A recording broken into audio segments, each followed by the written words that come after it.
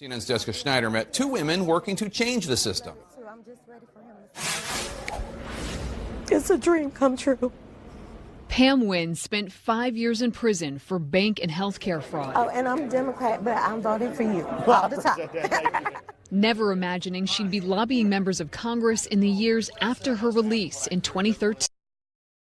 So I felt like the least that I could do is to fight and try and do something to stop this so nobody would have to experience it again. While Wynn was pregnant and awaiting sentencing, she stumbled while her ankles and hands were shackled. I was sending medical requests for like a couple of weeks and nobody was responding to me. I never got seen. I ended up miscarrying before I could ever get any care. The prison says it has no records of complaints substantiating Wynn's claim. She fought for a provision in the First Step Act that prohibits the shackling of pregnant women. The bill was signed into law in December and is the biggest initiative the federal government has ever taken to reduce the number of people in federal custody.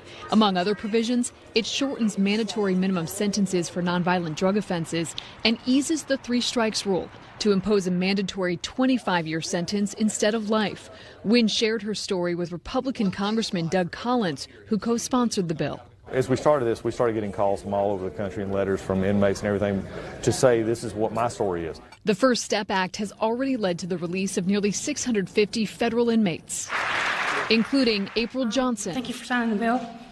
I got it on compassionate release for my daughter, who is now at home in Georgia taking care of her 24-year-old daughter who has terminal cancer. Human rights attorney Jessica Jackson advocated for the bill and says there's more to be done. It's time for us to really take a fundamental look at why we're so focused on punishment and retribution and how we can start promoting healing and opportunities for people to succeed that make our communities safer.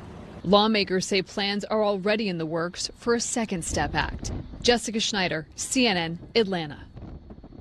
More stories like this on the Redemption Project with Van Jones. That's this Sunday night at 9 o'clock here on CNN.